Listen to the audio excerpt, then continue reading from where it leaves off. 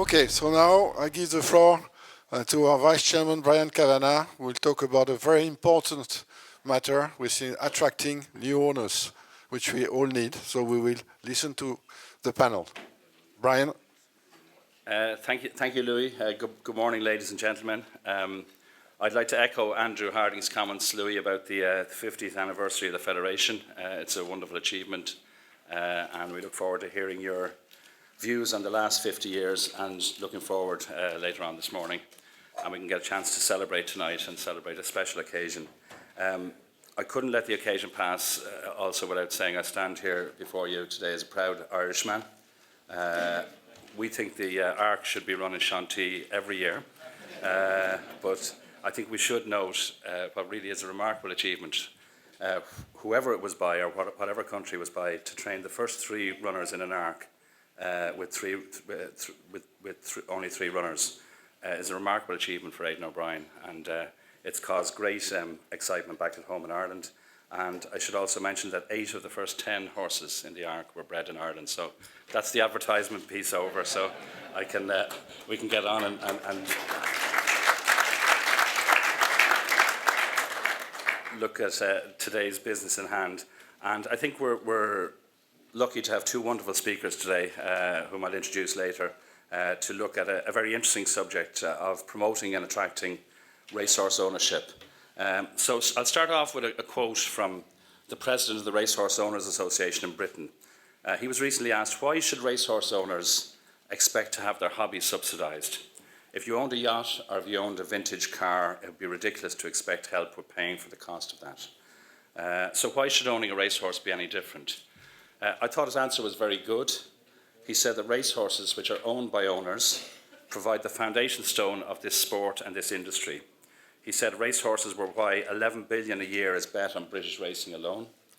He said that racehorses were why 70 million annually is received by the levy board, and why well over 100 million a year is paid for the rights to televise racing in betting shops and on TV. He said that racehorses were why 6 million people annually attended racecourses. So he concluded that because racehorses and the people who owned them were generating huge sums of money for third parties, then owners should expect to get some return on their investment and get as close as possible to matching their costs. So for me, I thought that was a very good context for ownership. I'd like to give a few introductory slides, then we'll ask our 2 experts to speak, and then maybe we'll have a question and answer session afterwards. So quickly, racing started with owners. The origins of racing in the mid-18th century were match races between 2 or 3 horses, whose owners would say to each other, look, my horse is better than yours, let's prove it, and the owners put up the purse. The image on the slide is a famous US match race, which our American colleagues will be familiar with, between Paytona and Fashion at the Union Course in Long Island in 1845. 100,000 people attended that race meeting. In France, the first documented horse race was held in 1651 as a result of a challenge between 2 noblemen, 2 owners. And in Ireland, the first jumping race is said to have been the result of a challenge between 2 gentlemen, Cornelius O'Callaghan and Edmund Blake. They challenged each other to race from one church to another in 2 towns in County Cork. And that was the origin of the term worldwide now known as steeplechasing. So owners were the foundation of our sport. When owners owned horses, they challenged each other to match races, and that's where it started. Racing is often known as the sport of kings, and the lure of the turf attracts a diverse range of people, from royalty to the smallest syndicates. On the right, we have a famous Irish syndicate who won a big race in York recently, a group of Irish builders who travel over and back from New York every time their horse runs in England or Ireland. In promoting ownership, we often say we're selling a dream. And in Ireland this year, the dream did come true, where if this filly, Jet Setting, who was trained by a small trainer on the Curragh, was purchased for £12,000 sterling at the end of her 2-year-old career. And 8 months later, she was sold to the China Horse Club for 1.3 million, having won 3 races in the interim, including the Irish 1,000 guineas. Incidentally, she won a Group 3 race again yesterday in Tipperary. But for us and for those promoting ownership, that's a dream result, that for you can turn £12,000 into 1.3 million 8 months later. But as we'll see in my presentation and in the speeches, it's not all about money.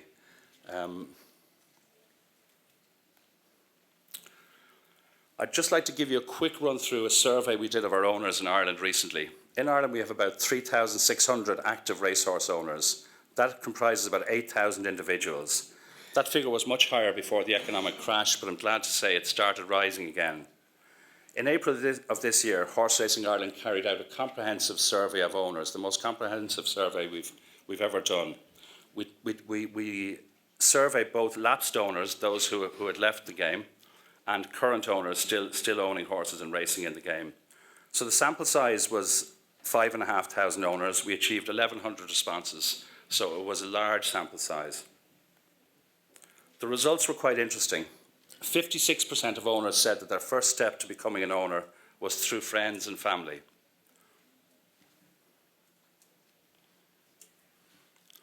We asked owners what was their main attraction of getting involved in ownership.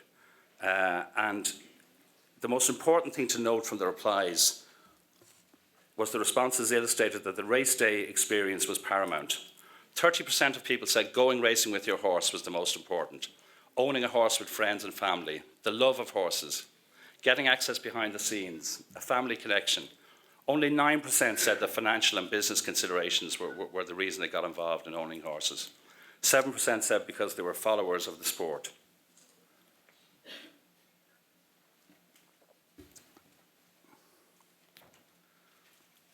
We looked into the aspects of ownership experience, and in order of priority, the owners told us the most important thing for them was racecourse experience. That includes tickets, facilities, the way they're treated on race day.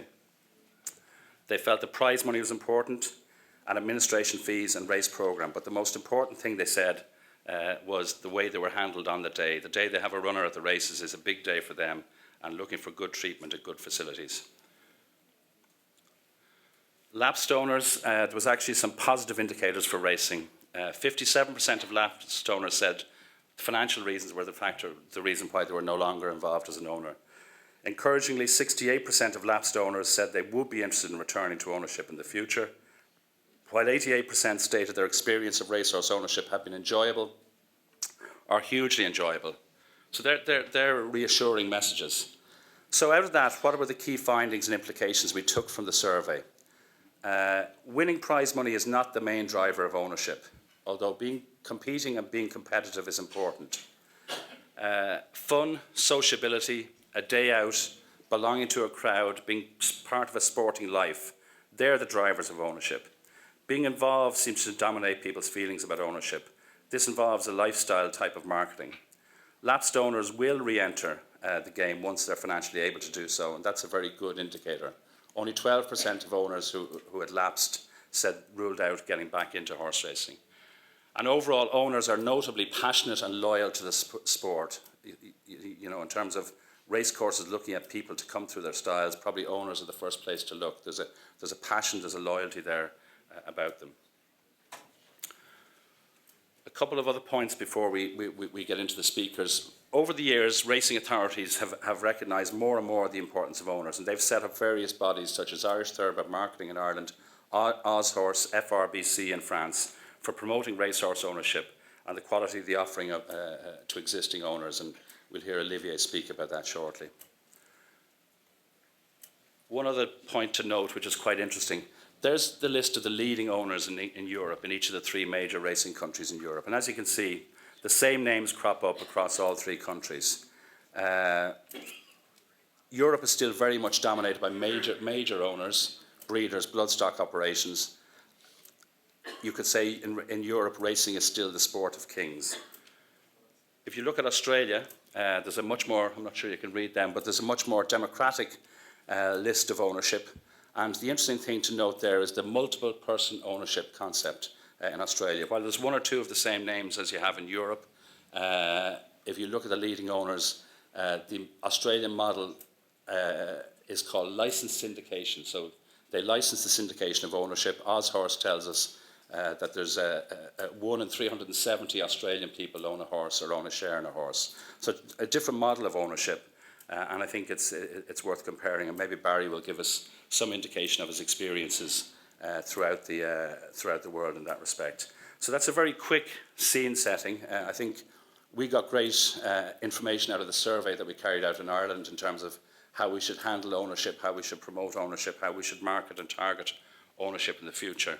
And I think we'll use that over the coming years. So without any further ado, I'll introduce our two speakers. I'll introduce the two of them first, and then we'll ask Olivier to, to come up and speak. So our first speaker is Olivier DELLOYE. Olivier is the son of a trainer. He also has been known to turn up in point-to-point fields in Ireland, at point-to-point race meetings in Ireland. He's formerly the managing director of the sales company Arcana, and since February he's been appointed to the position of Director General of France Galop, having been with Arcana since 2006. I've got to know Olivier since he started in that position, and I think we can all see the good work which he has done in French racing since he has taken place at the helm.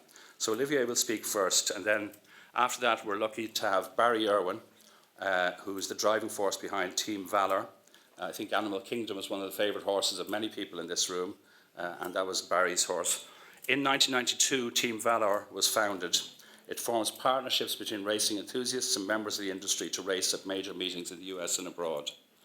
Team Valor is probably one of the most successful types of partnership-owned syndicates.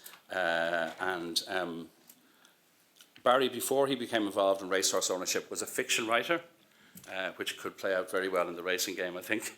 And up to 1969, he left his native California to pursue a career in non-fiction as a writer for the Blood Horse in Kentucky. And then he spent the next 10 years in Kentucky, returning home to write and later edit the Thoroughbred of California. And he wrote for the Daily Racing Forum also. So two great speakers give a different perspective on ownership. So let's hear what they have to say, and then we'll open it up maybe afterwards to some questions and answers. So thank you. Olivier. Thank you, Juan.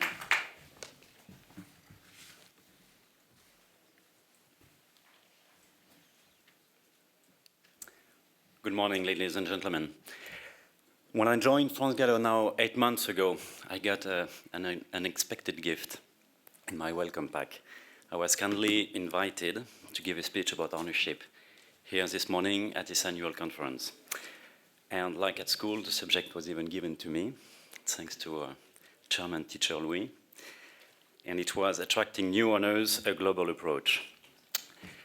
Getting new people involved in racehorse ownership is probably the most challenging task I've ever experienced since I'm working in the racing industry.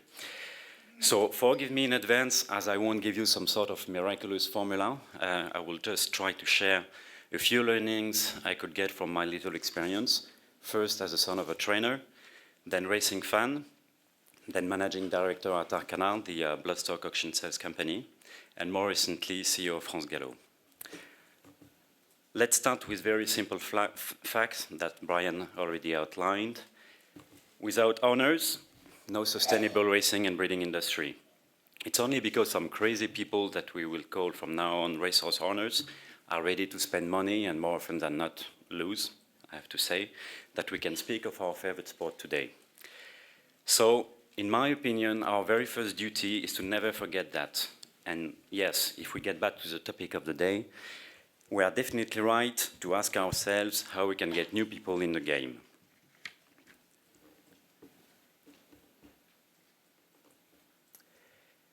I'm really not a specialist in this field, but if you don't mind, I'd like to speak about psychology for 2 minutes. You all have friends who own racehorses, and hopefully some of you do too. You know well that owning a racehorse is pretty much about winning, having fun, shining, entering an exclusive world, building relationships, sometimes making friends. And you all know that owners can go through some absolutely unique times. The excitement one can get when winning a race has no equivalent. When asked to qualify their thrill when winning a race, I have very often heard some people say, "Wow, that was better than sex." That's probably not the most classy way to reply, but I find it quite self-explanatory. But you all know too that owning racehorses is getting his share of bad news, like injuries or results proving way below expectations. It's also receiving bills, big bills, sometimes coming with bad news, not having the full control of the situation, and in many cases, lacking experience and knowledge to understand why it just doesn't work the way one has hoped it would. So, because owners dream so much and always aim for the best, and because the game is really tough and sometimes even very cruel, I think our common responsibility is to manage their morale. Their morale is a key driver of their longevity in the business. And let's face it, it looks simple, but it's not. It's not because it involves a lot of people, from trainers, agents, racing authorities, jockeys. And second, because all those people involved must keep this in mind every day, every single day, and act accordingly.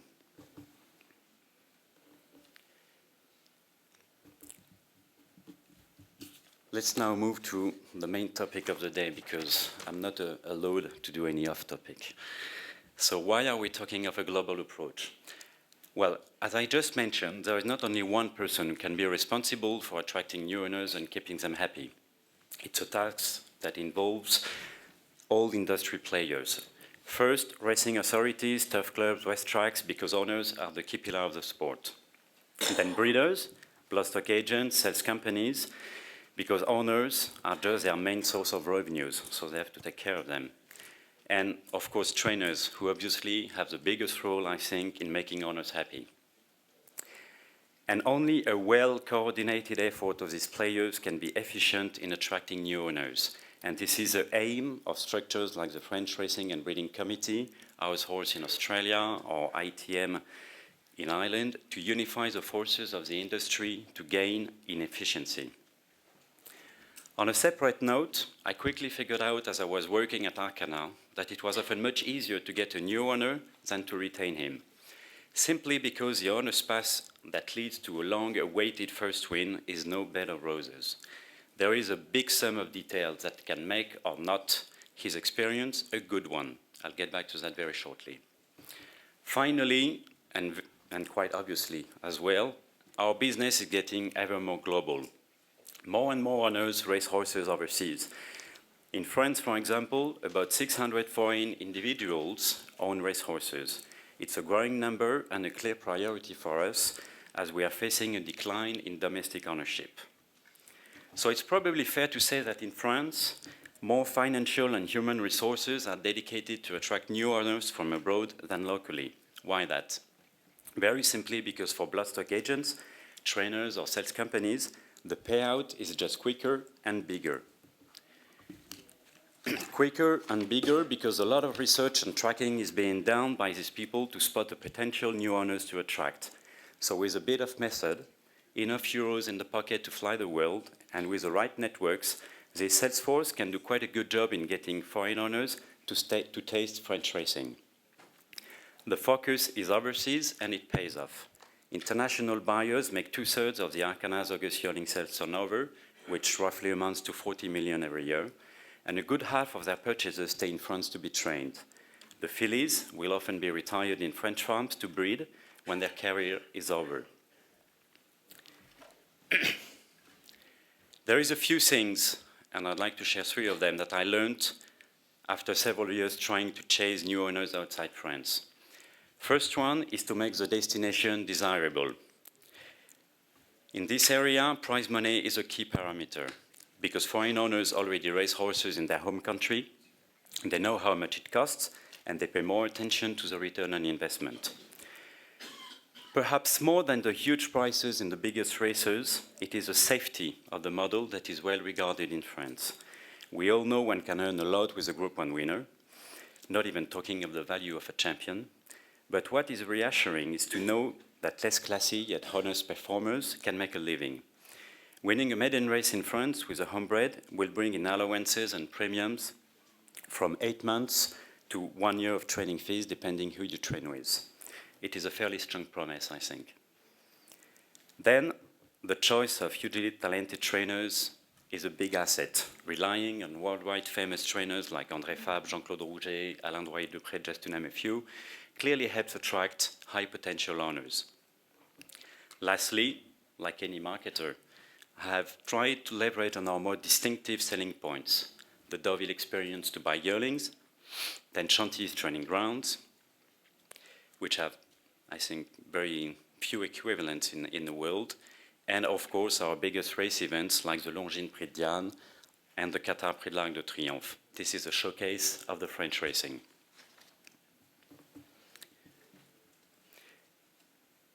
However, it took me quite a while to understand what it represented for a foreign owner to go through the many stages that need completing before his new racing operation gets really started. Buying a horse is pretty easy and straightforward. Getting registered as an owner, understanding the local tax rules, making the right decisions without having a good knowledge of the country is another story. Even us racing authorities are still too much bureaucratic.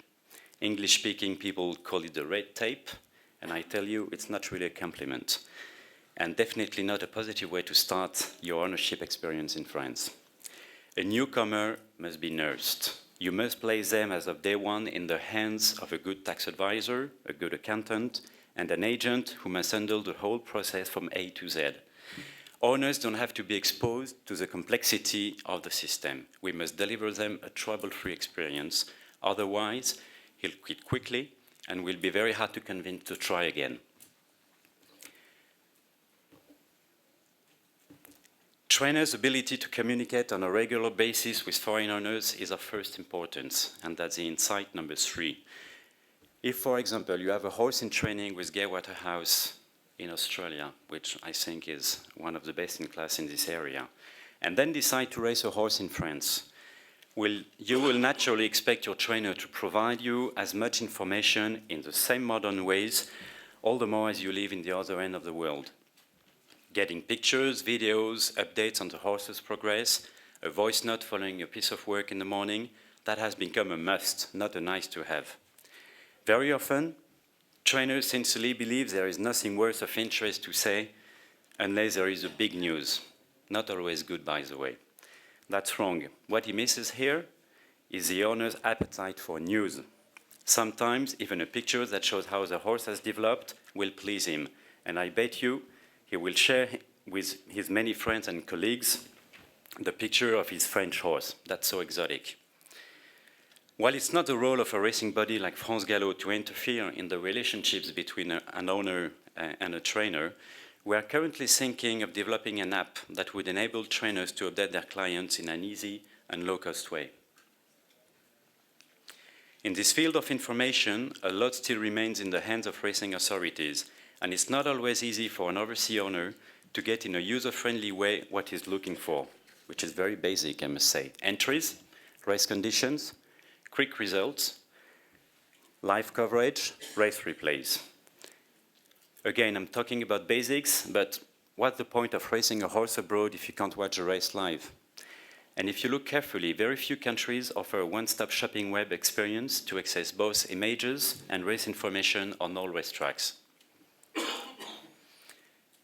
Attracting new, yet existing owners from overseas is an easier task than recruiting locally, I'm afraid, which doesn't mean nothing is done to try and get new owners in France too. The future of ownership in mature countries like ours is, in my humble opinion, the development of partnership and syndication. IRWIN will share his extremely successful experience and insights, so I won't detail the topic too much. Let me just give you a few thoughts about it. At the head of Arcana, I consider it was part of the company's contribution to the industry to invest in the recruitment of new domestic owners. I quickly came to the conclusion that the most efficient way to achieve results would be to help develop partnerships, setting up some racing syndicates. The benefits of partnerships are quite obvious for newcomers. You share the risk and the costs. You can learn before flying by yourself. You share an exciting experience with other people. You let the racing manager with the whole admin, and this is a big thing. So to me, there's no better start for those who have no experience.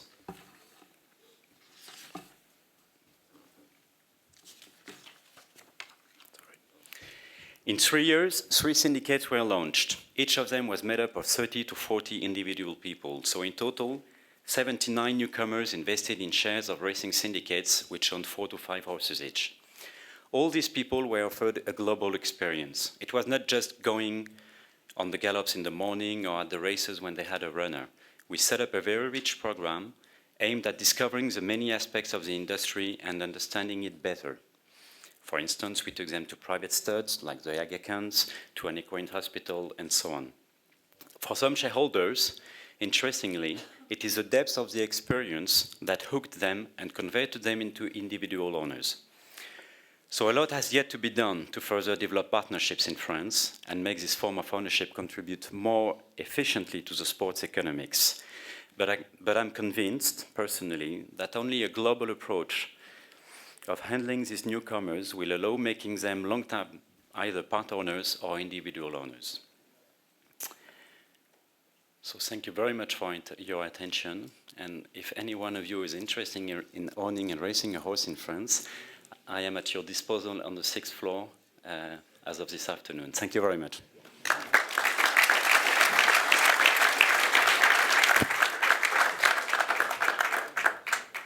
Thank you, Olivier. I think that last slide was you running down the racetrack after the successful race meeting yesterday.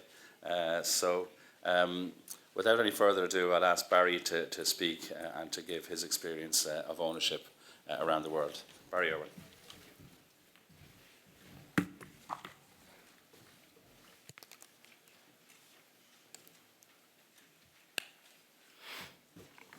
Good afternoon, ladies and gentlemen, or good morning, sorry. I'll just start with my usual disclaimer. I'm a writer, I'm not a speaker.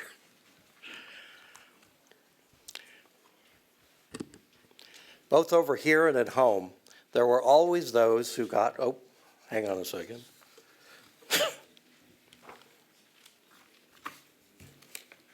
Aha.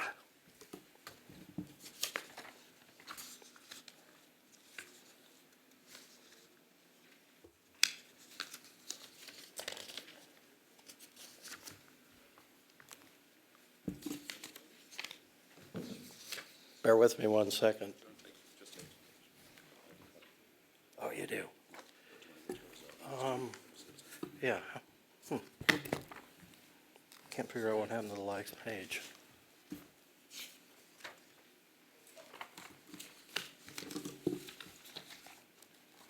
I appear to have left part of my speech in my room here.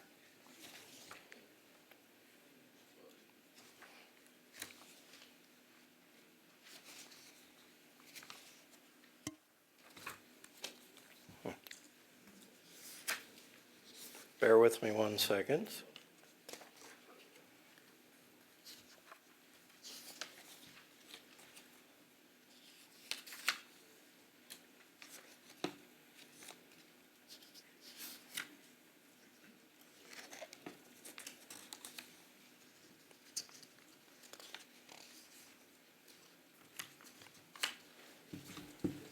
Strange.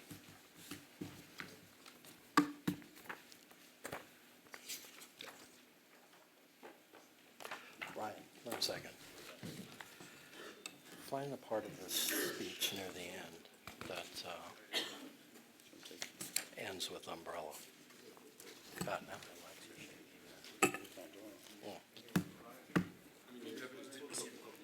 Yeah, but I changed some of it. Yeah.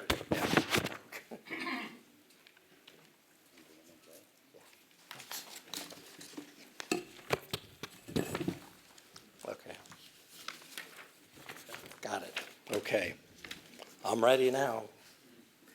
Modernizing, my speech is entitled Modernizing America's Raison d'etre for Ownership. When I moved from Los Angeles to Kentucky in 1969 to write for the Blood Horse magazine, one of my best friends was a bloodstock agent named David Greathouse. He could sell with the best of them. A few decades later, while inspecting a yearling on his family's farm, David lamented about a pivotal and historic change in the business of selling horses.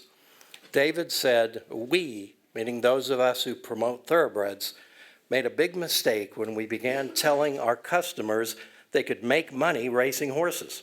Saddlebred people, dressage people, the show jumping crowd, none of them ever held out that carrot. You see, in the first 4 decades following the Second World War, sellers of bloodstock in America touted racing horses as a way to make money.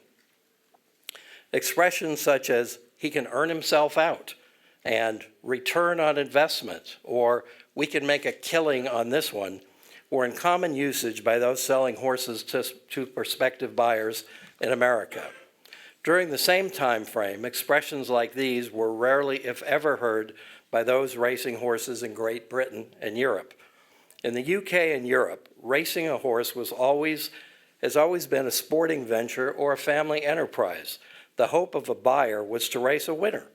Few, if any, bought a horse based strictly on the notion of making a killing, unless it referenced landing a gamble. Both over here and at home, there were always those who got involved in ownership to be privy to inside information that might lead to winning a gamble. That probably still happens over here more than at home. But as bloodstock became more valuable in America, the cashing of a bet became secondary to the appreciation of the equine asset and the earning of prize money. As asset appreciation and prize money in the U.S. increased, so did the cost of horses and the expenses to maintain them. Today in America, I would say the leading owners are in it for the money.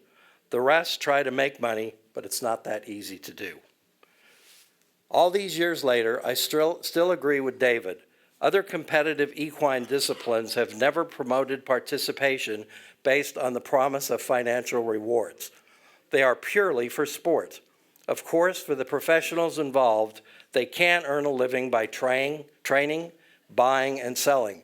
But for the end users, it's all about the sport. In America, during the last decade, those putting on races complain of a horse shortage in an era of dwindling field size. I humbly submit to you that there is no shortage of horses. There is only a shortage of people willing to pay the expenses of buying and campaigning horses, because it has become so costly and the chances of breaking even are more difficult than ever. Realistically, buying a horse as a racing prospect is nothing more than sheer indulgence. In spite of what you may believe, Americans by and large are way too practical to cope with indulgence at such a lavish level.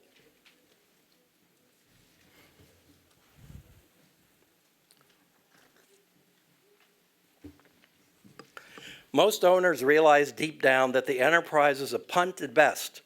In order to justify their indulgence, owners fool themselves into believing that racehorse ownership is a business. In the last 3 decades, and especially in the current time space, the landscape has begun to change dramatically with the rise of racing syndicates. Oddly enough, in America, the land of capitalism, only the syndicates are selling participation on the sport based on lifestyle.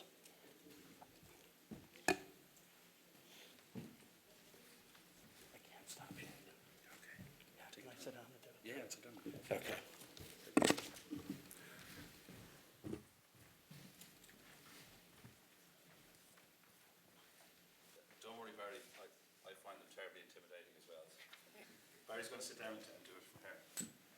Is this working? Okay. In the last 3 decades, and especially in the current time space, the landscape has begun to change dramatically with the rise of racing syndicates.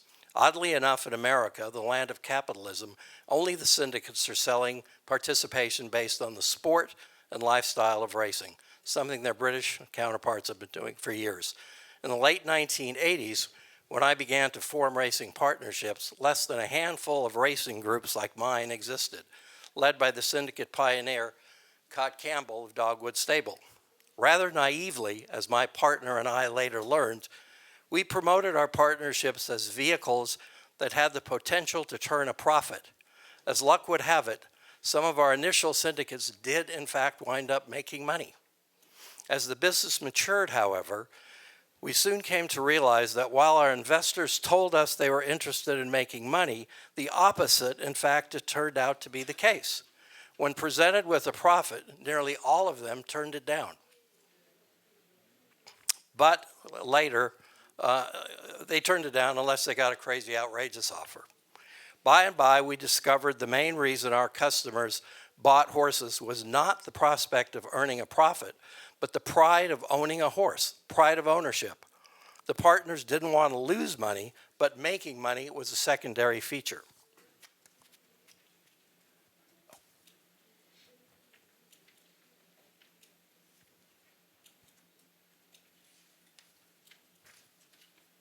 In later years, I would explain to newcomers that even though they said they would sell a horse if a good offer was made, in fact, they would spurn it. None of them believed me at first, but later on they did. Today, it is the same old story. Most newcomers still want to fool themselves into believing that they are making a traditional investment with a profit motive as the core of their decision. Only with the passage of time does reality finally set in. Reality of a different sort set in for my original Team Valor business partner because he actually wanted to be in the horse business and not the entertainment business. This realization was too much for him to bear. I, on the other hand, evolved over the past 30 years. I accepted and internalized the notion that I am the director of the cruise ship USS Team Valor International. I am the captain, the talent scout, the entertainment coordinator, and the head cheerleader. With the success of Team Valor, Dogwood Stable, and some others, the growth of new partnerships has exploded in America. At the core, I dare say all of them have as their raison d'etre not return on investment, but more importantly, bang for the buck.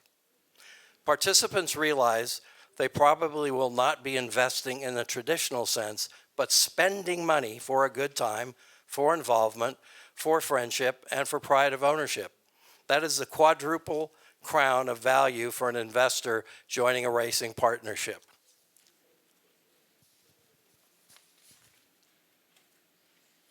Investors want first and foremost to be proud of their horse they own and the stable in which they participate.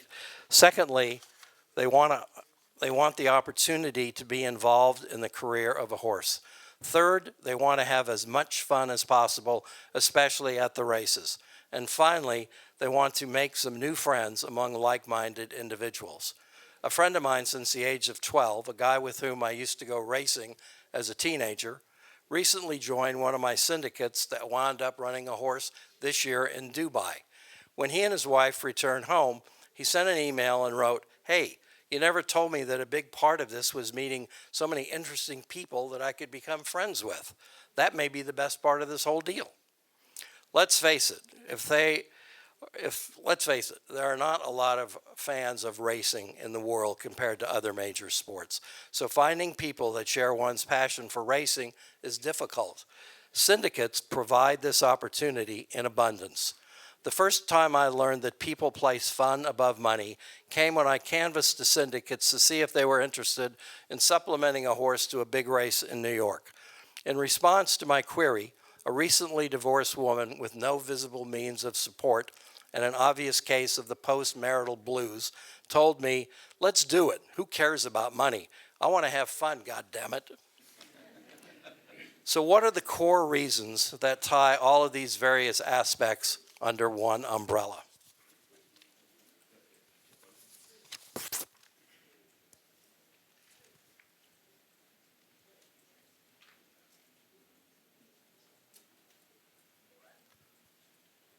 I've learned that there are two main reasons people get involved in racing at any level, whether it is working with horses, gambling on horses, owning horses, or simply just being a fan of horse racing.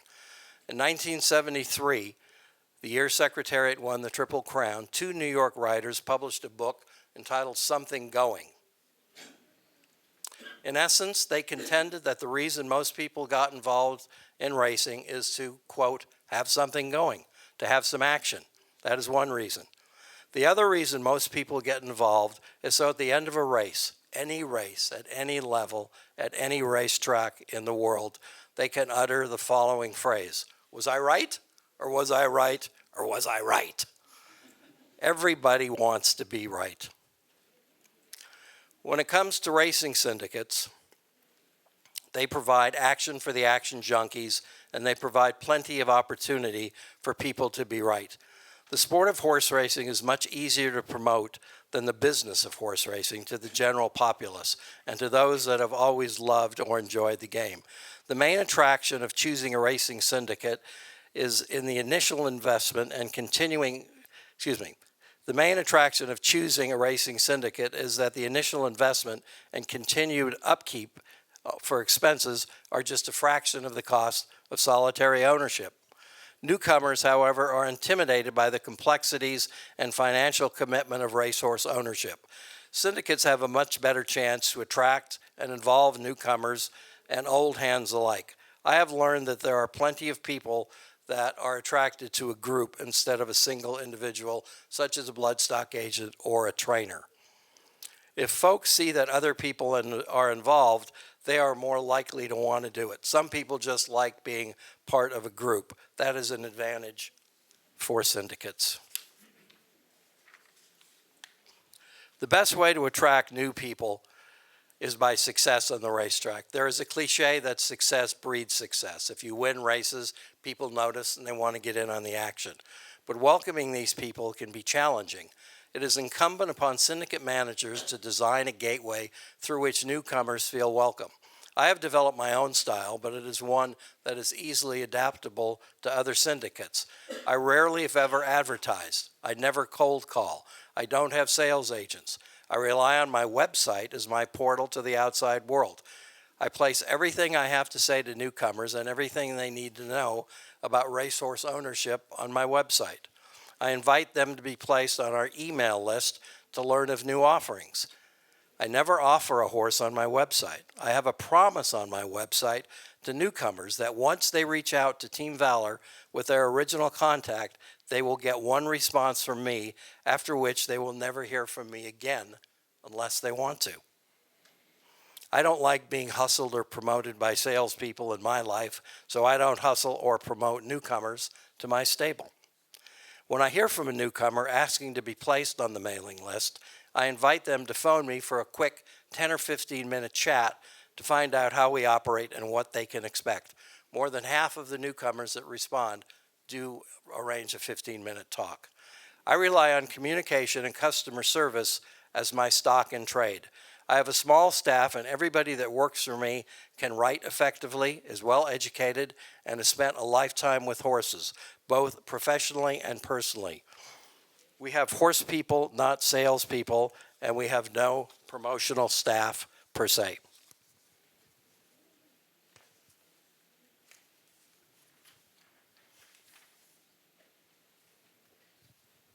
My customers respond to my stable because of the approachability, talent, and background of the people that are employed by me. In terms of communication, we provide 3 complete online newsletters every week, written by me and a full-time prize-winning turf rider. In terms of customer service, we provide as much race day ease and accessibility as possible at the track. When we first began our venture, the biggest roadblock to success came, oddly enough, from racetracks. They were not used to having to dole out perks and accommodate large groups of owners. This situation has improved markedly, but there is still resistance from major racing venues who give a higher priority to elite owners with a small group of racetrack attendees. It is a constant battle to obtain adequate seating for our customers on big race days. There's a definite built-in prejudice against racing syndicates in America. It is nothing if not ironic in a sport with shrinking attendance figures and diminishing bottom lines that racetracks still treat racing syndicates as second-class citizens, when in fact racetracks should be bending over backwards to cater to them. In closing, I will say that other than having horses winning at the racetrack, the best way to promote one syndicate is to provide as positive and fun an experience as possible at the racetrack, because most of our newcomers hear about us from referrals from existing partners. Of course, it is always helpful to have good press and as many on-air appearances as possible. When being interviewed, it is imperative to be as open and transparent as possible and to let as much of your own personality shine through as you can. One phenomenon I have noticed with regularity over the years is that once a customer latches on to a trainer or a racing syndicate, no matter how much bad luck they may encounter, that customer invariably sticks with that original choice. Even when a customer leaves, that customer more than likely will return to the same person. There is some attraction that occurs when a customer first makes contact with a trainer or a racing manager that is very appealing. So put your best foot forward as quickly as possible in hopes that your message or your personality can win the day. Finally, try to be as honest and open and as transparent as you can in your first contact with a new prospect. I always tell newcomers up front that while we try our hardest to make a profit with a new horse, once an owner writes that first check, they must be prepared to kiss that money goodbye, because in all probability, he is never going to see it again, and he may even write more checks chasing that first one. Then tell them that the real reason, the real return on investment will come from consuming the product they buy, because there is nothing more exciting than seeing your own horse come running down the stretch to the finishing post. That is the raison d'etre for modern American racing at the syndicate level of the sport.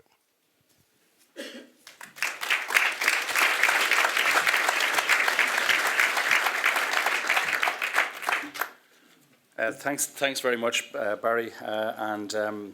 We've all been there with making speeches in front of big groups, so I think the message came across loud and clear in what you were saying. And to me, there's a number of themes coming through from what both Olivier and Barry were saying. So I've just a couple of questions, and then if we throw it open to the floor. You know, it seems to me we're all saying this is an experience. It's being part of something. It's not about making money. It's not an investment. Barry, you said. What does that say about prize money, and what's your view on prize money, Barry? Well, I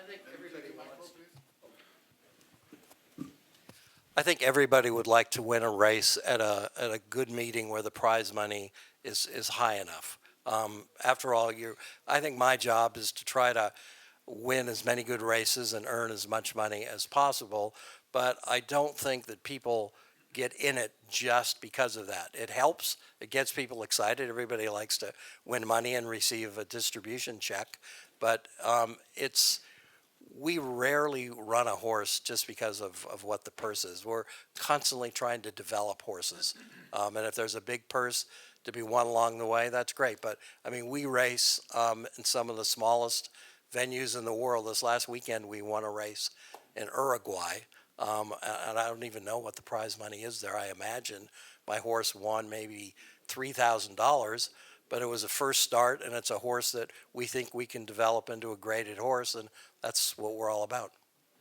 And when you say to develop, is that to develop horses for sale ultimately, or for?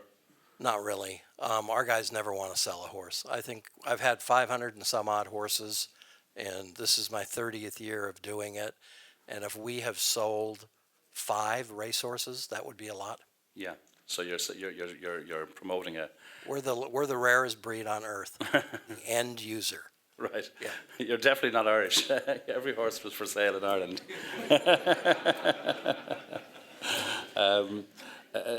Olivier, you mentioned something very interesting there about the development of an app for keeping for trainers, keeping owners informed. Can you give us a little bit more detail on that? Well, it's still in the process of being developed and sought out with some developers. The idea is very simple. We actually miss some trainers being really, let's say, educated in communicating with owners. So most of them still maybe give phone calls at best when it happens. Some give very little news, and very few of them have developed some websites or new modern ways to communicate with their owners. So we were thinking that maybe if we provide them a tool which is easy to use and enable them to post some updates daily or maybe twice a week, just a quick note to say how the horse has worked, just to post a picture or a very small video or voice note can only help owners to be happier, getting more news instantly, and sometimes also share with their friends and connections involved in the same horse. So that will be developed and launched in the coming 12 months? Yes. Yeah, because do you think it's a problem, Barry, with the way trainers communicate with their owners, and What's your experience been? Well, I look at myself as the middleman between the trainer and my clients. So I think it's my job to communicate with the trainers and find out what I need to know and then get it back to my clients. I've noticed the Australians are light years ahead of everybody else, especially a guy named Chris Waller. I mean, I don't have a horse with him. I haven't had a horse with him for 3 years, and I still get all the updates. Yeah. You know, I mean, he's got video, audio, written, you know, and it's all personally and individually geared toward you. But I don't have a problem communicating with trainers. When I want to know something, if I don't hear from them, I call them up. I think that communication's nice, but I think you need to stay out of the trainer's hair. Let the guy do his job. Most of them, if they have something to say, they'll tell you. I think the communication aspect of it from them to me is something that's highly overrated. And Olivier spoke about bureaucracy, red tape. Barry, what do you think, you know, and you spoke about racecourse facilities, what can racing authorities do better for owners? What can racecourses do better for owners? Where around the world have you had good experiences, and perhaps without naming names, what has been bad experience for you with racing authorities and racecourses? Yeah, I've raced in France since the 70s, and you always have to keep in mind that bureaucracy is a French word.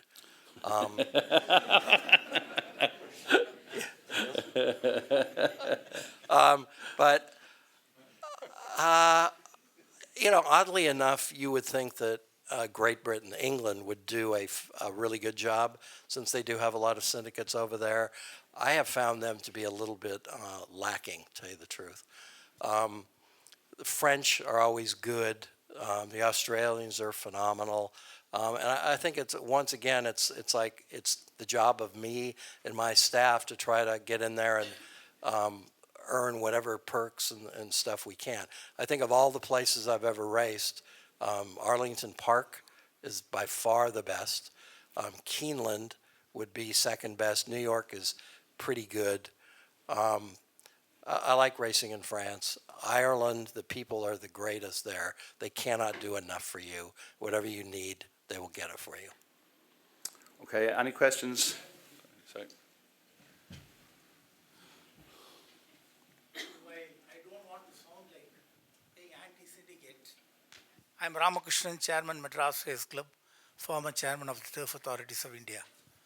I don't want to sound to be anti-syndicate, but our experience in India, why the syndication is not popular is that there are no set of rules.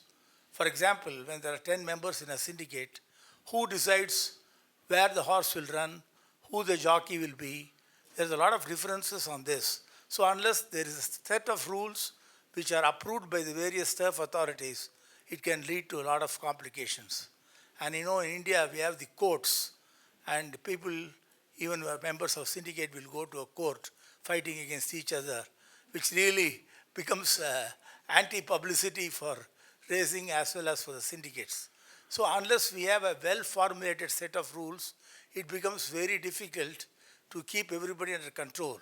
One thing is to say that the manager or the key chief executive of the syndicate will call all the shots. Yeah. But then what happens after some time is 6 people to join together out of 10, and they say, okay, now you are out as chief executive. Sure. I'll take over. I know exactly the point you're making, and we have that experience in our country as well. How to solve this problem? Syndicates. I'll ask Louis to make a comment, and if there's someone from Australia, Greg, or anyone who wants to make a comment, it seems to me the issue you're talking about is well handled in Australia, where they have these licensed syndicates and they operate under rules. But Louis, did you want to come in?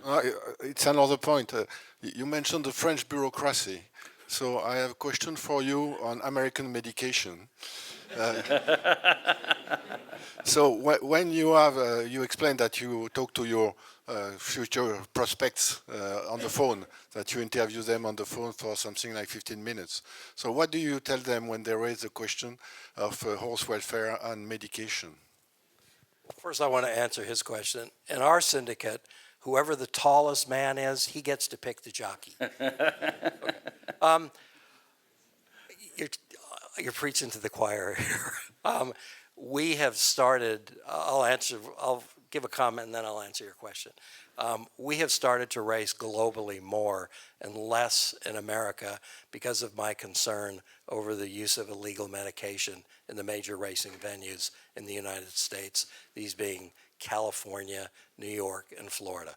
The level of cheating has become so open and transparent that just any horse player, any punter in the crowd knows who's cheating.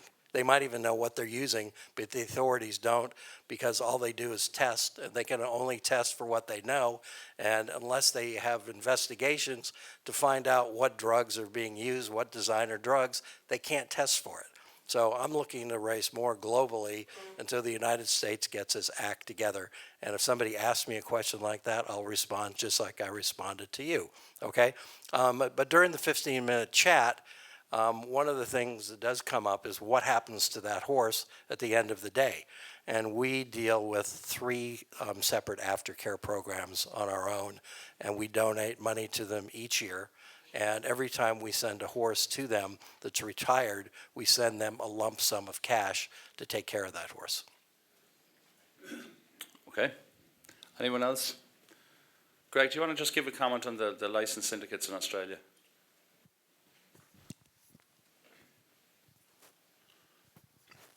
Thanks, Brian. We've actually expanded to 20 components in the syndicate. So the confidence that we have moving from 10 to 20 is that our owners tend to be very democratic. They do appoint a manager, and the manager's role is to liaise not only with the trainer but with the remaining members of the syndicate.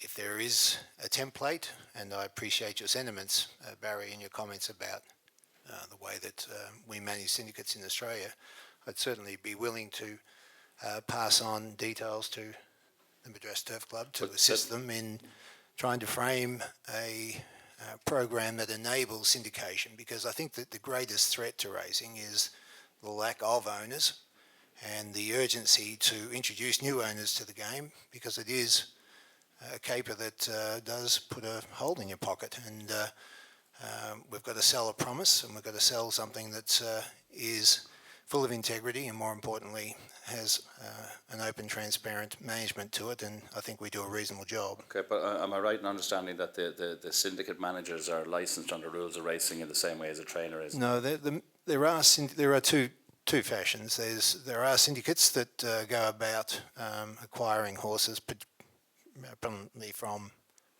Europe, and take them down to Australia, then syndicate them. So they would be registered with the Australian Securities Commission. And then there is a situation where if I had a horse with Chris Waller and I was part of 20, the ownership would nominate a manager, and it would be their role to liaise with the remaining members. Okay, I'm conscious of the clock. Stephen, did you want to have one question? Stephen Wallace. Hi, I'm Stephen Wallace from England, and I'm the Jockey Club's Group Director with responsibility for owners. The comments I've got, I'd actually written down before you made the comment about how poor you find the experience in England, but we'll take that up later. Our research totally supports what Brian has done in Ireland, that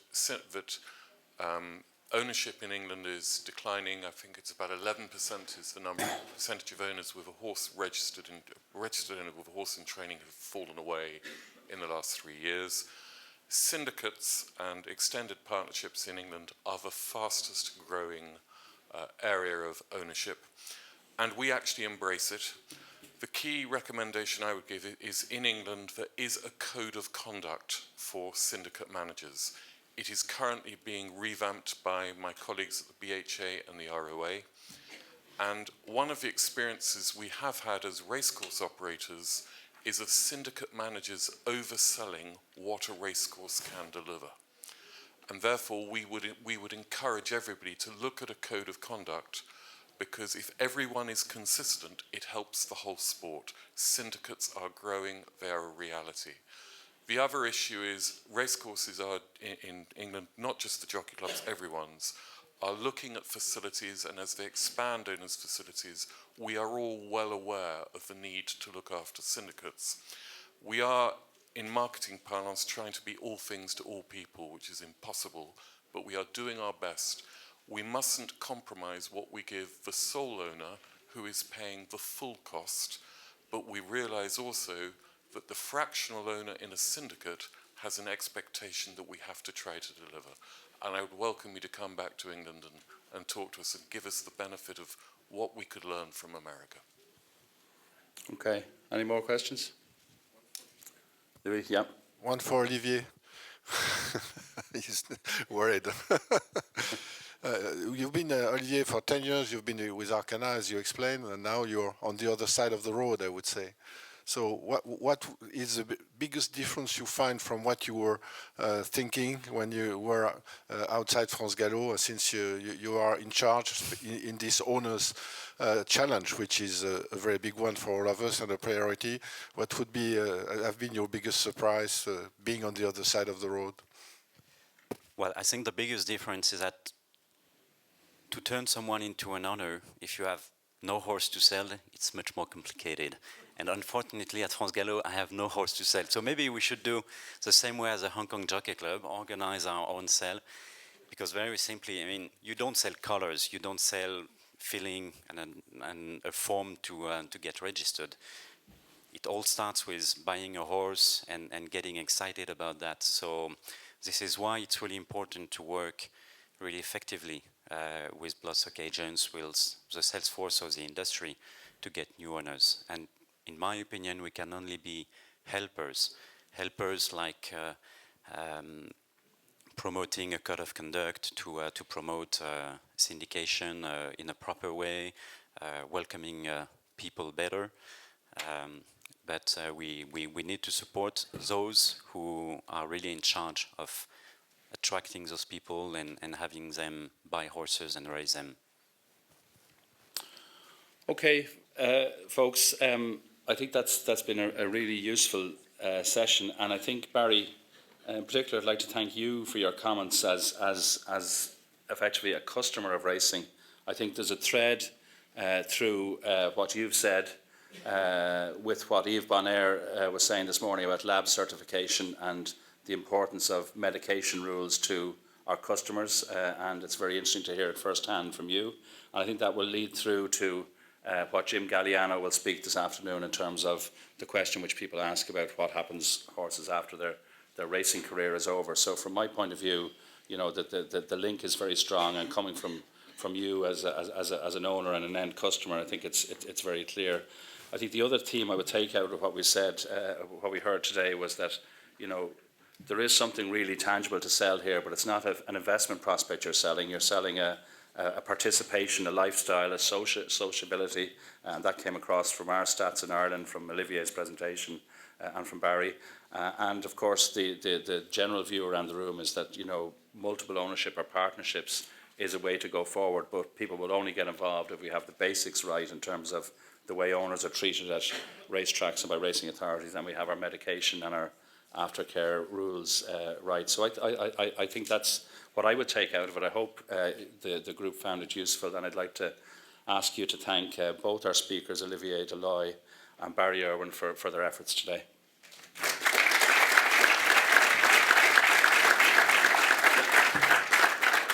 Thank you. You're right on time. Thank you very much. So now I will call Mr. Juan Carlos CAPELLI and ask you to give him a big round of applause for his generosity.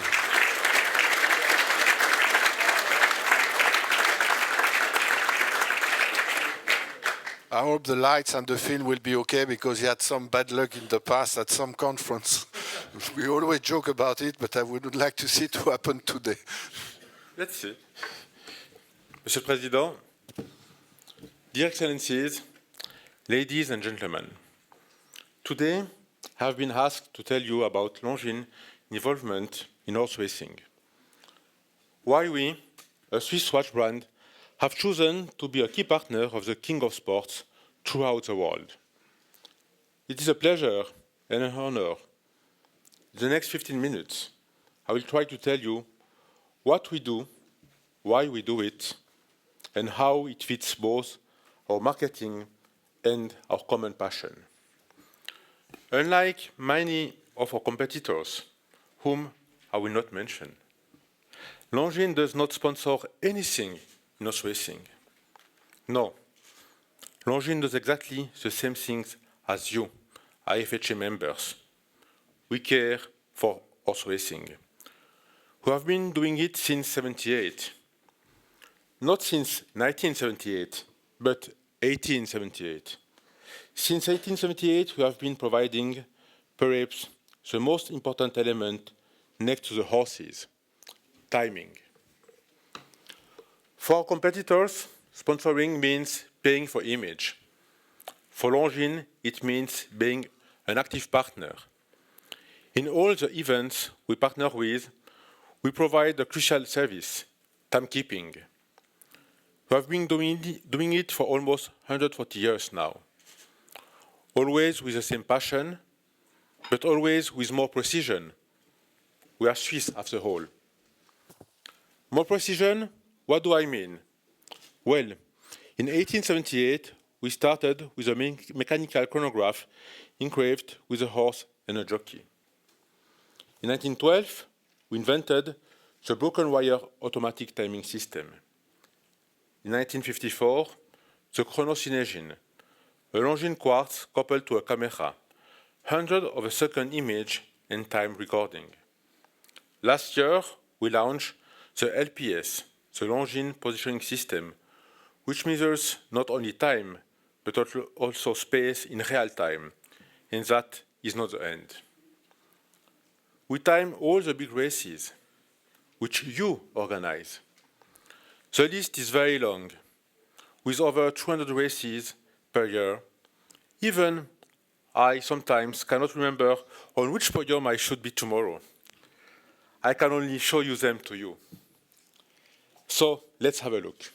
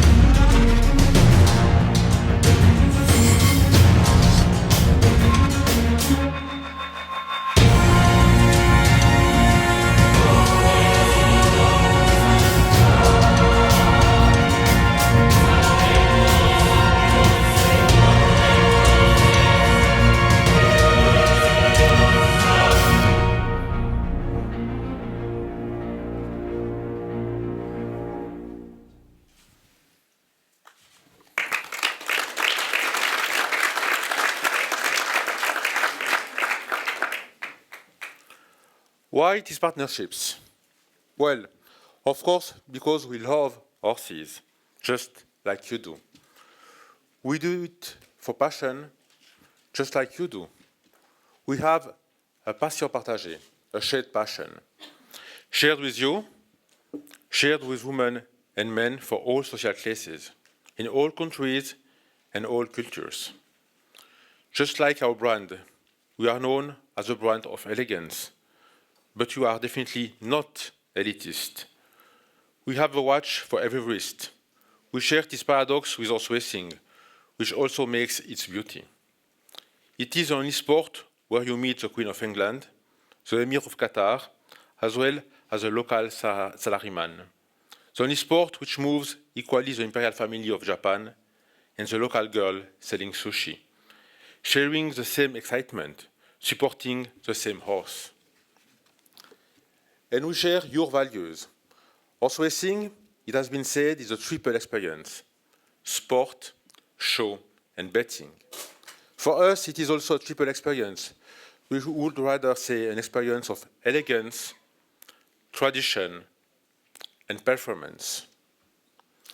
There are the three values we share with horse racing, with elegance first among equals. We do it for passion, and just like you, we also do it for reason. We help the sport of kings, the king of sports help us. Partnership is the best way to create an experience. Beyond a message or an advertisement, our first ad associating Longines watches and horse racing appeared in 1881 in New York. We participate in the unique experience you create on your racetracks and all over the world in media.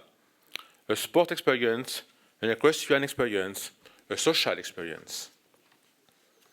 An experience where millions of people can literally feel the values, the excitement, the elegance of horse racing. An elegant experience miles away from the preachiness of, say, Formula One, yet also reaching more than 1 billion people. This was our audience reach last year. An experience which is intense, yet never intrusive, accessible, yet never vulgar, elegant, yet never snobbish, just like our watches. An experience which moves all generations. An experience, horse racing, which has existed for over 1,000 years. We have been partnering with it for only 120 years, and which is still about pure performance, perfect precision, exclusive elegance, just like our watches. So, as you can see, Longines doesn't sponsor anything in horse racing. He does much more. He does it for love and reason. He does it beyond the racetrack. Beyond the racetrack, horse racing, our passion for horses, is all-encompassing. We partner with flat racing, show jumping, endurance, eventing, dressage, and driving, all over the world and always at the highest level. We partner with the FEI, la Fédération Équestre Internationale, like we partner with you, ladies and gentlemen, from the IFHA. Beyond the racetracks and beyond the present, we promote equestrian sports to young people with initiatives such as the Longines Future Racing Stars. We support the amateur of the third gentry. We created awards to acknowledge excellence in horse racing.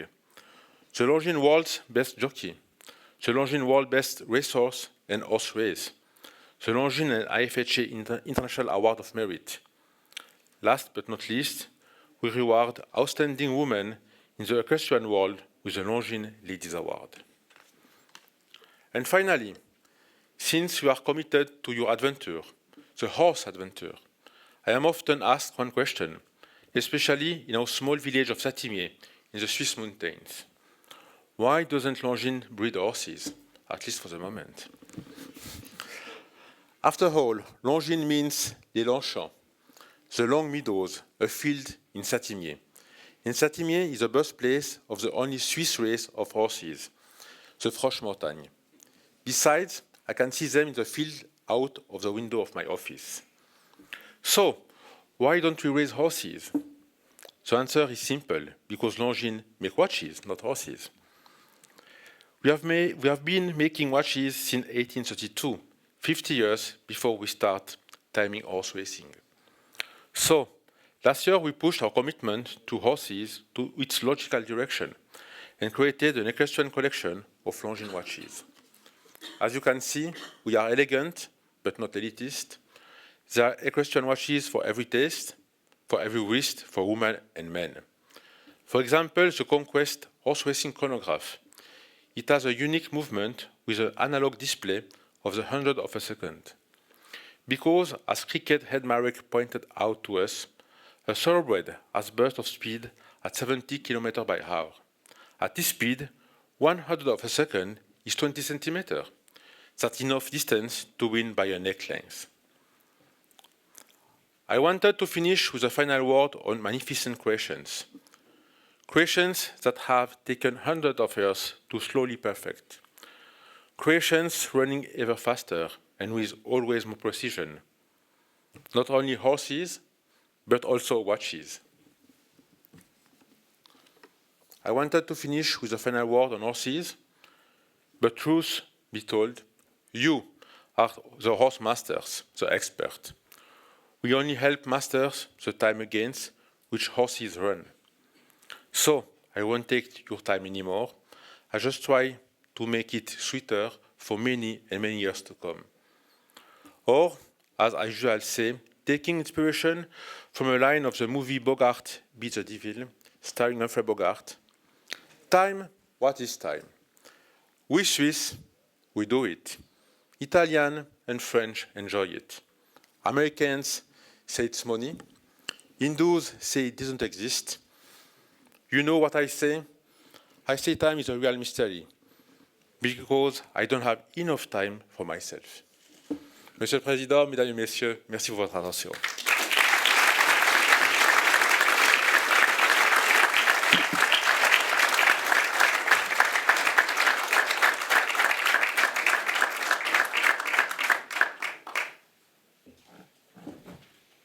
Thank you, Juan Carlos, and thank you again for this marvelous partnership and your generosity with our members today. So now it's time for me to go back 50 years ago and to look for the future. So I don't know at what time you're going to have lunch, but I still hope we have time for it. The notion of an international gathering of horse racing bodies was conceived many decades ago by Marcel Boussac, the chairman of the Société d'Encouragement, and my father, Jean Romanet, its director general. Both Mr. Boussac and my father, can you put the slides, please? I'm sorry.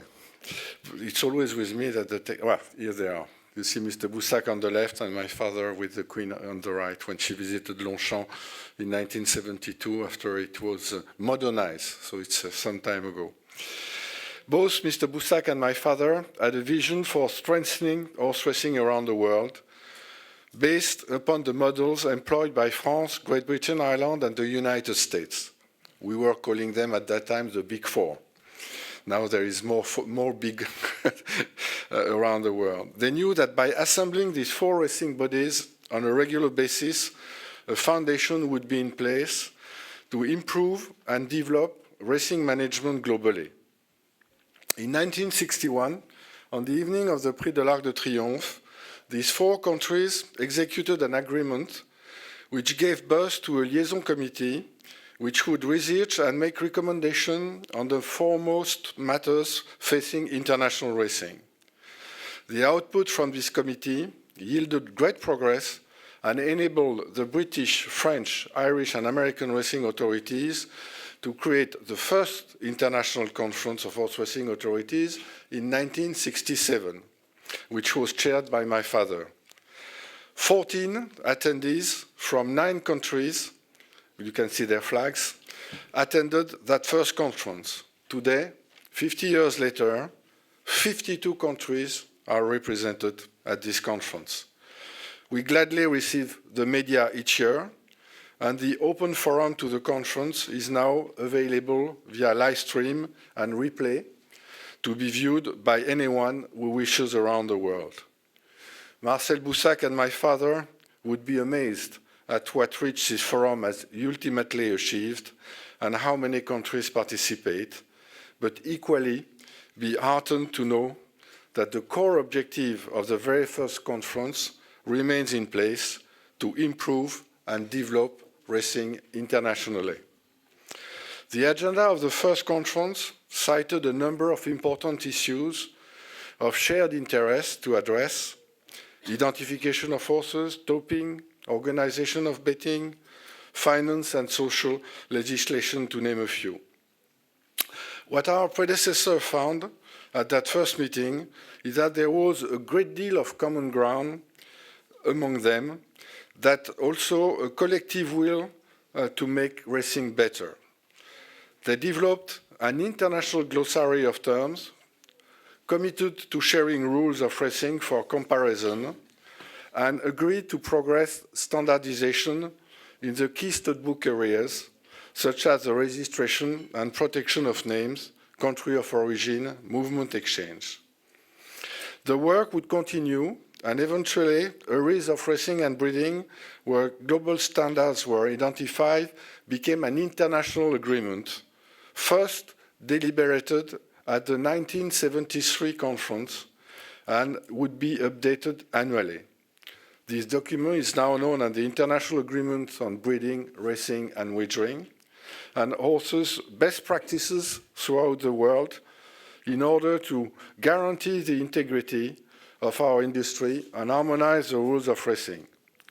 The majority of these documents is now primarily under the care of the TAC and remains a template for racing rules around the world.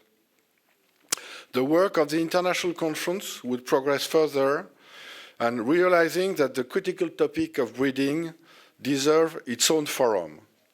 The first International Studbook Committee, and you see the photo, if you look at the people standing, the second one on the right is Dr. De Vos a few years ago. And you have members of the Weatherby family, Carl Rene for United States, and Mr. Blousson for South America. So it was an historical meeting.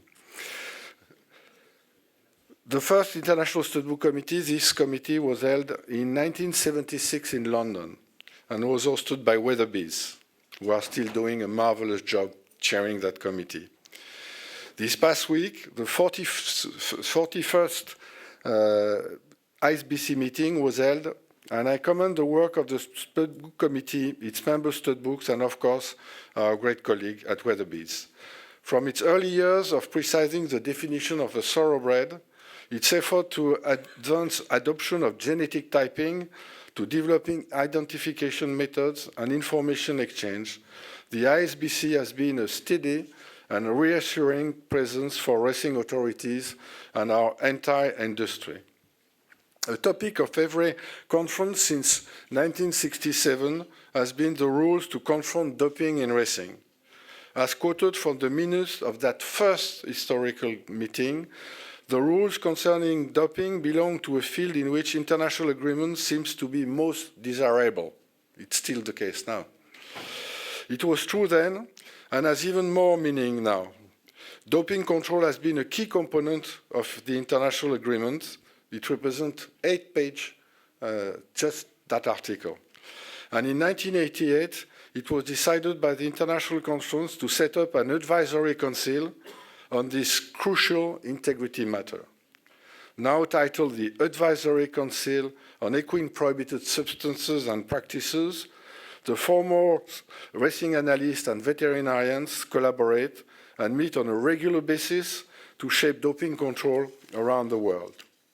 The members of the Advisory Council pioneered and implemented detection times and international screening limits for therapeutic substances due to the massive increase in sensitivity of doping tests and equipment. I asked Dr. Bonner to tell me in 50 years by how much the sensitivity has been increased, and he told me by at least 1 million times. Detection times and screening limits were groundbreaking as it allowed trainers to treat their horses when sick in a manner that does not conflict with doping rules.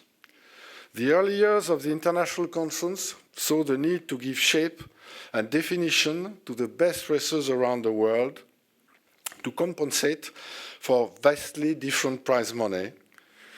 The Irish, French, and British authorities took up this task and developed what is known as pattern races. The pattern system was put in place in 1971 and was quickly adopted by several countries in Europe.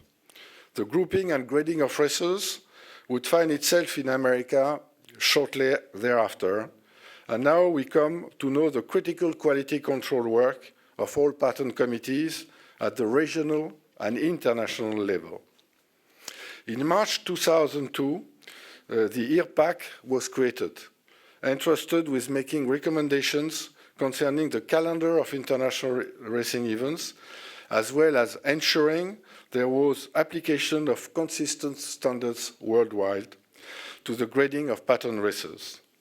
It's with great pride to know that IRPAC continues to work actively with different countries and apply measures of quality control, giving shape and meaning to races for racing authorities, owners, breeders, and bettors.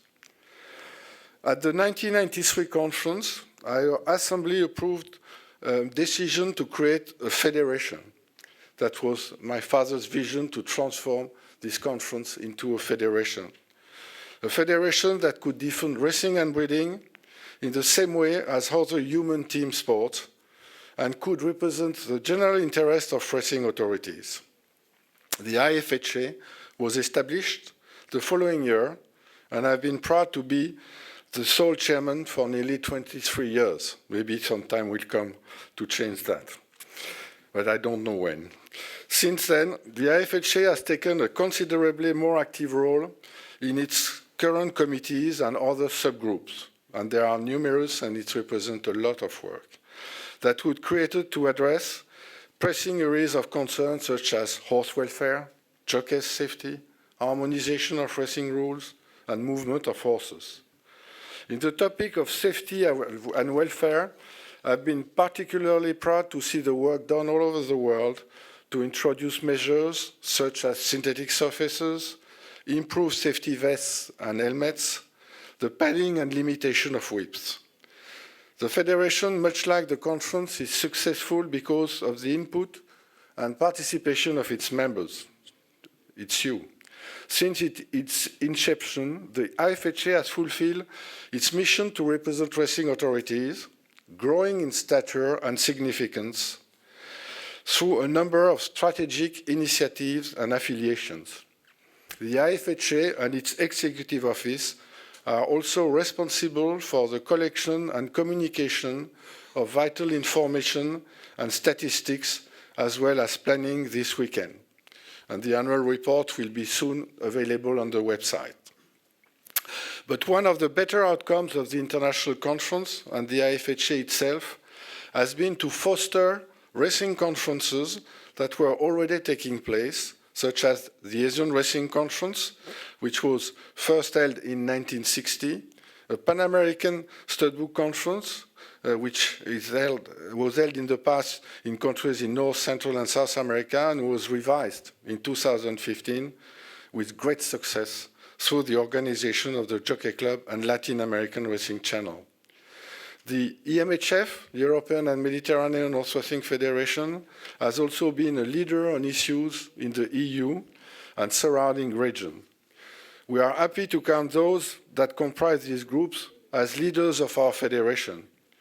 And the makeup of our vice chairman, one representing the Americas, one representing Europe, and one representing Asia, and the diverse makeup of our executive council are a proud example of the changing nature of global racing.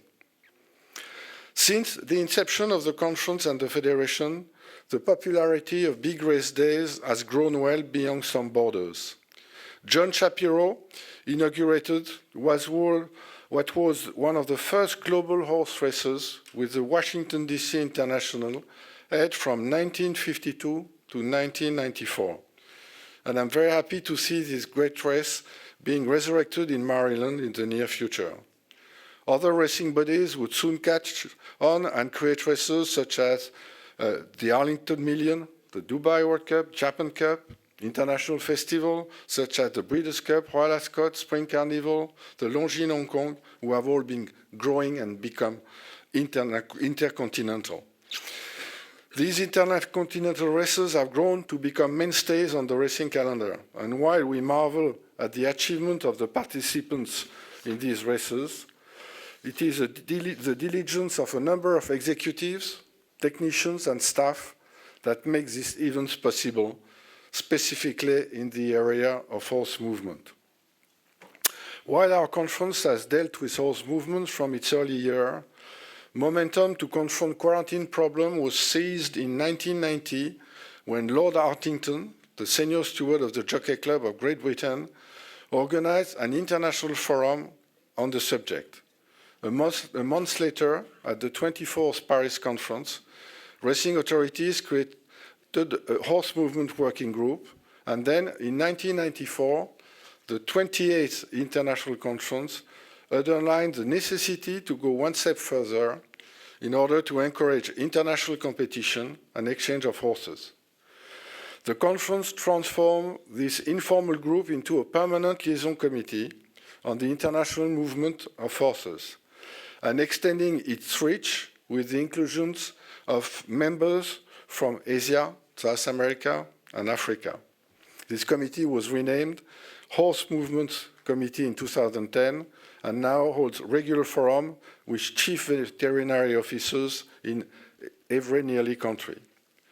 The IFHA, through the International Horse Sports Confederation, which is a strategic alliance with the FEI, has a formal affiliations with the World Organization for Animal Health, the OIE. The IFHA also regularly disseminates information as received by the Animal Health Trust International Collating Center. The ease in movement of horses, while still protecting against infectious disease, has been one of the greater victories of our international forum. 2016 has been a landmark year to showcase this progress, with a Japanese runner winning a Group 1 race in France, American runners annexing Group 1 in both Great Britain and France, and international runners taking 3 of the 4 Group 1s at the most recently held Longines Hong Kong international races. The development of racing in places like Korea, very recently, Qatar and Turkey, to name a few, is an embodiment of our hard work. But there is still much to overcome in order to see greater international participation in places such as South America, South Africa, and Asia. We must continue to make our resources available to those developing protocols, such as the high health, high performance, and contribute when it is proper to research and vaccinations to fight infectious disease. That increased international movement of horses led to greater interest in betting from country to country. And the development of simulcasting and commingling between different nations and continents has been one of the biggest triumphs of racing. It has spurred some of the largest betting pool gambling has ever seen. I would encourage racing authorities to do more in this sphere. And we had a great example yesterday with the Japanese, where the total betting on the arc was 36 million euros, more than for the full day in France. As punters are being more and more heavily tilted towards sport and lottery-style betting, we must take all necessary steps to keep their interest, expanding the market available to bettors while increasing opportunity to large payouts from commingling will help racing retain their current customers and gain new ones, while spurring competition among us at the same time. The issue of horse welfare has been more recently an area that must actively addressed by racing authorities and our entire industry. In 2010, the Executive Council of the IFHA established the Horse Welfare Committee to provide guidance and counsel on this critical matter. I am pleased to see a number of our members commit resources or funding to ensure the safety and well-being of racehorses, both during and after their racing career. It is admirable that a number of organizations have been so active in promoting racehorses outside the racecourse. Groups like the Retraining of Racehorses, the Thoroughbred Aftercare Alliance, Thoroughbred Incentive Program, and Au-delà des Pistes, to name a few. More recently, Sheikh Mohammed and Godolphin have been at the front line in these efforts. I must commend the hard work of Diana Cooper and her team, who have led forums on horse welfare and aftercare in both Lexington, Kentucky, and Newmarket, with both events attended by Racing Authority and IFHA executives, and we will have a panel on that very important issue later this afternoon. Sponsors and partnership have played a big role in developing national and international racing. Chiga Hotels, Groupe Lucien Barrière, Visa, Foster's, Ever Ready, among others, were integral in elevating racing in the eyes of our patrons and the public in their home countries. But more recently, as racing has solidified its place as a preeminent global sport, a new breed of sponsor has gravitated to us. You heard today from the most prominent partner that racing has. As Juan Carlos described, Longines looks to racing not just for exposure, but to showcase their brand's capability and values. I can honestly say that one of the milestones of IFHA has been the partnership with Longines, which began only 3 years ago. It has transformed the federation approach to external communication and its perception to the racing industry at large. We are proud to regularly showcase the work of the handicappers of the Longines World Best Racehorse Rankings Committee, and also to present the most prestigious award in international horse racing, which recognize the horses' personalities and races that shape our sport. I think it will not be easy for the ARC this year to keep the title.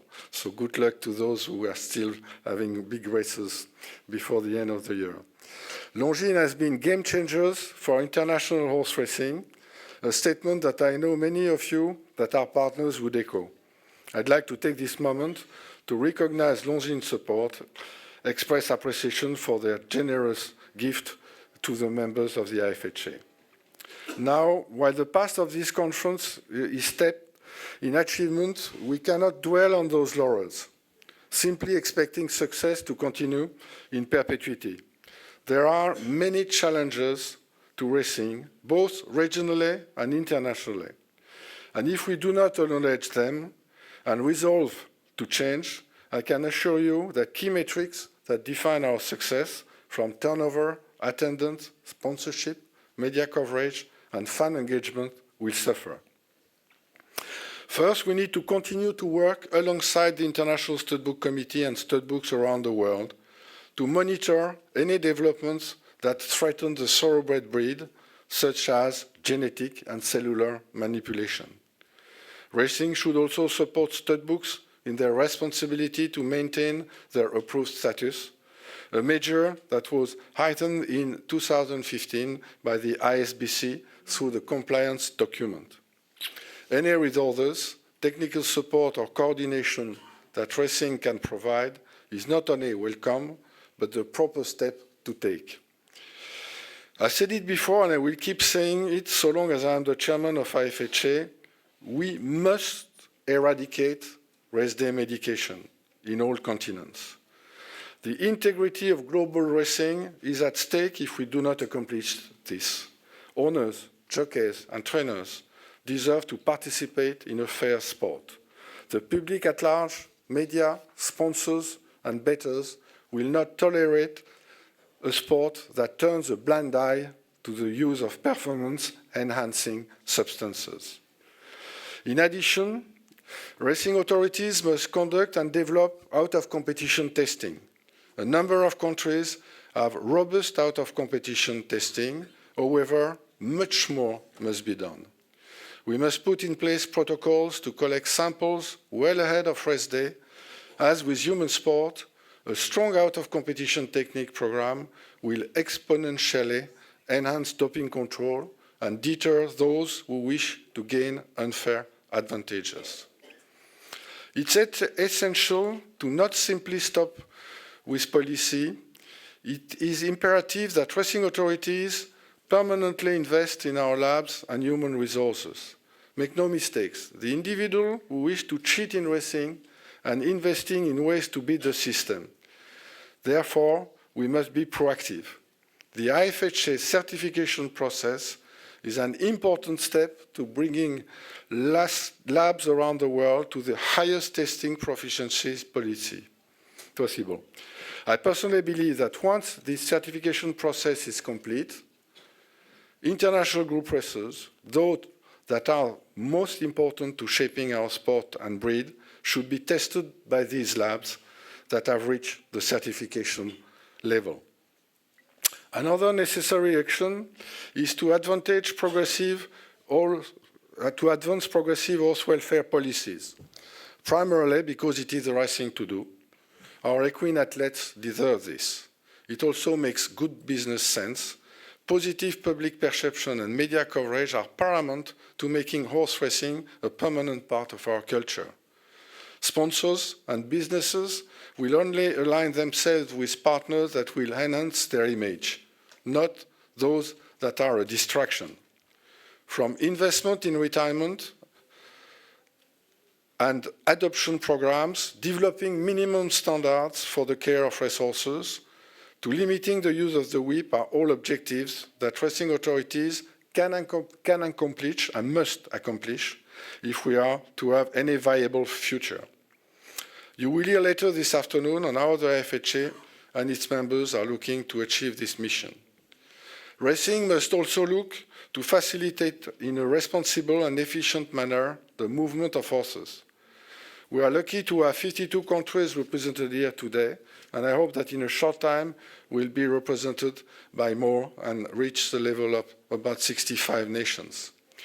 We must work with the OIE, chief veterinary officers and other stakeholders to examine current regulation and modernize them while protecting against infectious disease such as glanders, African horse sickness and equine influenza. Without taking these steps, we may have already reached our ceiling for expansion around the world. The International Sports Confederation and Movement Committee will be our vehicle to push better policy, and I hope individual authorities will hold similar deliberations at home. And I want to thank Ingmar de Vos, my dear friend, for the support we have with FEI and which we explained to you earlier this morning in all our discussion with OIE. I think it's a great improvement to be working hand in hand. Too long ignored at this conference was the marketing and branding of racing. Now it is a permanent discussion point. Racing big stars, personalities and racers should be the focus of campaigns in traditional and new channels, social media specifically. Content is key, and racing must commit to building a robust and diverse approach to grab the eyes of its current customers and new ones. The Longines World Best Racehorse rankings and related awards are a perfect example of showcasing the very best of the sport, and you will see the Federation and Longines grow the content behind our partnership. Turning to betting, racing is at a great risk to losing a large slice of the gambling market, specifically to sports and other forms of casino gaming.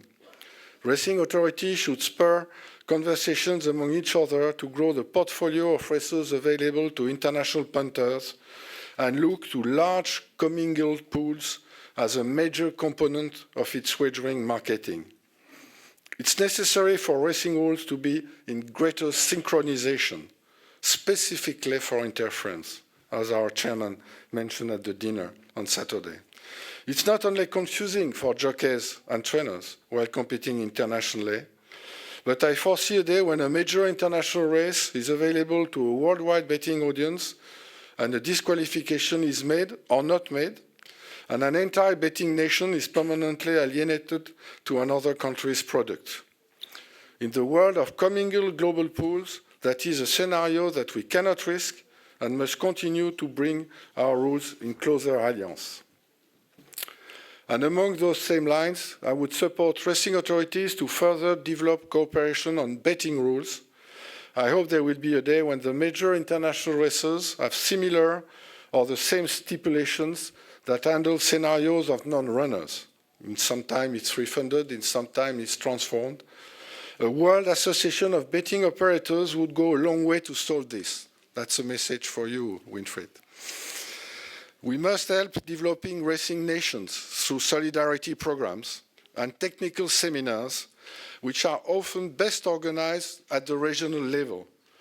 The European and Mediterranean Horse Racing Federation has been a leader on this front, recently holding a trainers program in Bratislava and soon one on handicapping. I would encourage all of the regional organizations to examine the feasibility to host such seminars, both in person and through digital means. At the same time, we must collectively fight against those who are conducting illegal betting. Illegal or unlicensed bookmakers are able to establish themselves rather quickly, and their activity is a global threat, funding a number of criminal activities such as fraud, money laundering, and loan sharking. Racing must work with government authorities to counter this troubling development. I must commend the Hong Kong Jockey Club for their proactive actions on this subject and for drawing it to all of our attention these past years. There is also a matter that our sport would be strongly advised to examine: the shortage of women in leadership and management positions.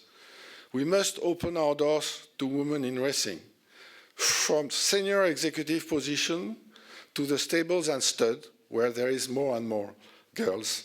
And here you will see appearing the only lady with senior steward in all over the world, Meta Osborne. So congratulations to Ireland, not only winning the Arc, but having a lady as a senior steward.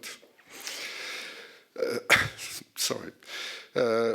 You will hear later today from our keynote speaker, Her Royal Highness Princess Saya, who held the most important job in equestrian sport and skillfully led her sport for 8 years. I hope that in the not-too-distant future, our federation will see female representation at our executive council. It's also necessary that we modernize our racecourses to compete with leisure parks, other sporting venues, and new entertainment centers. The running of the Arc at Chantilly is a unique and special experience, but with a greater purpose due to the rebuilding of Longchamp. And I think that fortunately we had modernized Chantilly some years ago. Without that, it would have been more complicated. Ascot, Tokyo, Medan, Santa Anita are among those racetracks that offer an experience that is pleasing to racegoers, both new and old. Families, young people, and those who have never been to a racetrack will not visit or will not return to a racecourse that is not clean, user-friendly, easy to navigate, or lacking amenities such as quality food and beverage, Wi-Fi internet access, or high-definition video display. With that said, I look forward to 2018, where we will be welcoming each of you at the 52nd International Conference of Horse Racing Authorities and the new Longchamp at the same time. I know that in no uncertain terms, the legacy of our conference can be found each time a major international race is staged. We were all very lucky to be witnessing an historical Prix de l'Arc de Triomphe in Chantilly yesterday, and many attendees will return to their home countries to shortly welcome international runners and guests to their biggest race days. Our predecessor would be immensely proud to know that we've developed and championed international distribution of racing, strong doping control measures, horse and rider welfare policies, and have made the sport of kings an outstanding international sport. Those 14 individuals who gathered at the first international conference 50 years ago, and those who followed, were only able to meet the racing challenge by collectively committing their time, resources, and will. None of the realization I described today could have been achieved alone. The strengths of this conference, of the Federation, and of global horse racing come from our members and their will to work together. We must continue to defend our sport in the same spirit as our predecessors, with great friendship, mutual trust, and a very strong determination to guarantee a level playing field for the general interest of our stakeholders. Thank you for your attention.